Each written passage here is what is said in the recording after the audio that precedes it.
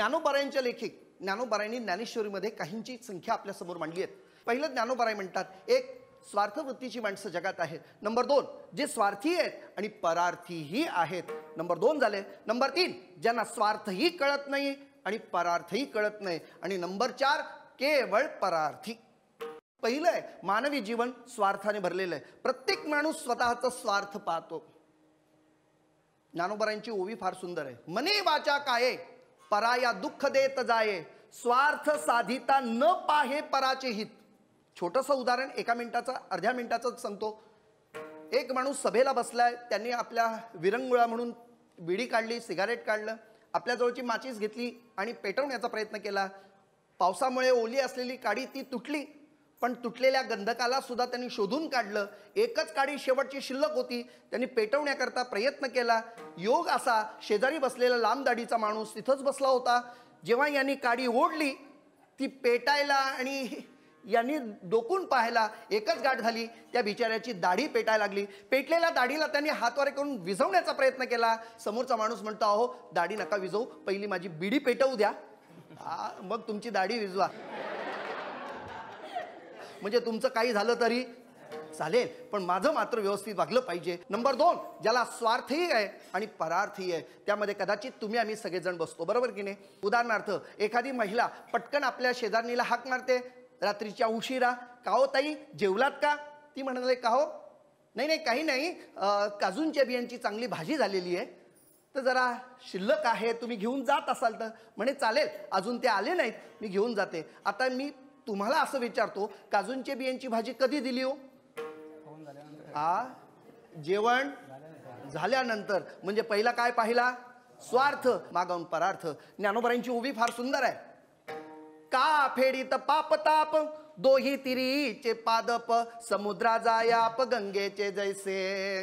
गंगा उगमल्यापासून समुद्राला जाण्यापर्यंत तिचा प्रवाह चालू आहे. दोन्ही तीराला ती सुजलाम सुफलाम करते. मात्र तिचा हेतू एकच आहे, या समुद्राला जाऊन मला मिळायचं आहे. तिचा स्वार्थ आणि बाकीच्यांचा परार्थ. विठाला.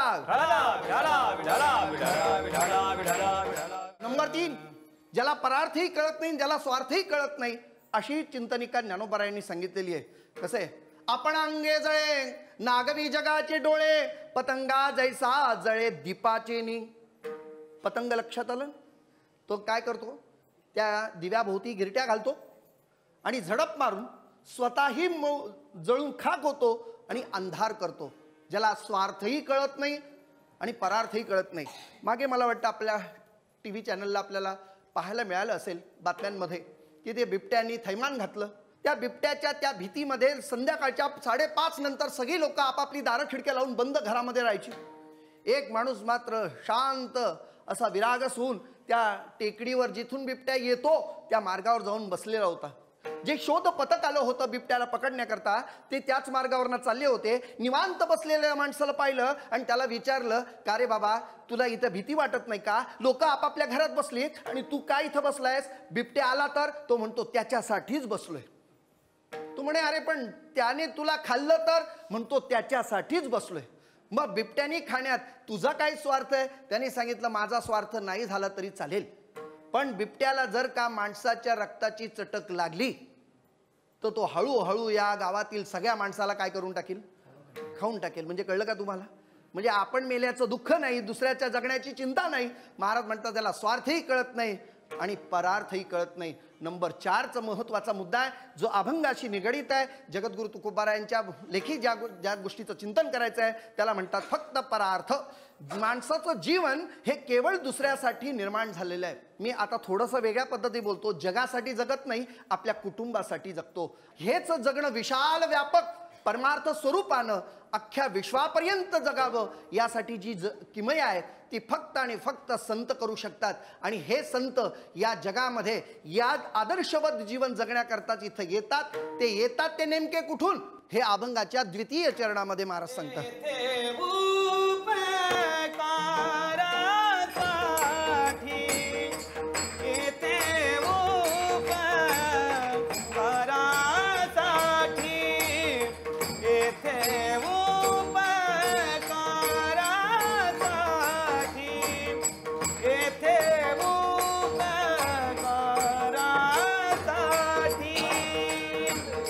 येथे उपकारासाठी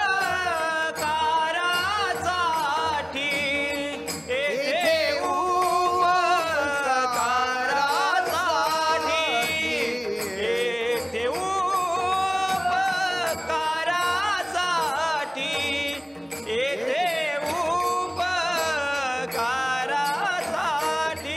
आले घर जावई आले घर जावई कुंठी आले घर जावई कुंडी आले घर जावई कुंडी येथे उपकारासाठी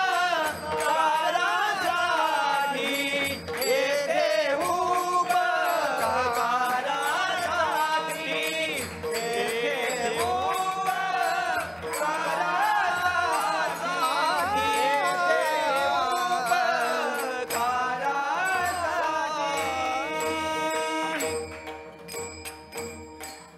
काय हो, माणसं कर्तृत्वाने जर विचार करू गेलं अपेक्षा ठेवतात. संत मात्र कोणत्याही पद्धतीची अपेक्षा ठेवत नाहीत, मात्र उपकार करण्याकरताच इथे येतात. बरं ते आले कुठून? तर वैकुंठातून आले. एकीकडे जर विचार केलं तर या वैकुंठामध्ये राहणाऱ्या या संतांना खाली येण्याचं कारण काय? यांना काहीही कारण नव्हतं, पण ईश्वराच्या भगवंताच्या कार्याची अपूर्णता संतांना परिपूर्ण करायची होती. जरा नीट ऐकूया. देवाचं कार्य कुठेतरी अपूर्ण राहिलं, त्या ईश्वर कार्याला परिपूर्तता आणावी म्हणून संत खाली आले. म्हणून आपण आरतीत म्हणतो, लोपले ज्ञान छगे हित नेणाती कोणी अवतार पांडुरंग नाव ठेविले ज्ञानी आरती. का? अरे तोच परमात्मा पण संत रूपाने नटला आणि या मृत्यूलोकात आला, म्हणून तो आम्ही वैकुंठवासी. तो आला कुठून? या वैकुंठातून हे सगळी मंडळी आली. येऊन काय केलं हे फार महत्वाचं आहे. उपकार करायची भाषा ज्या वेळेला बोलली जाते तेव्हा संत हृदय काय आहे हे जाणून घेण्यासाठी आम्हाला या अभंगाच्या 3ऱ्या चरणामध्ये संत हृदय काय हे आपल्याला कळेल.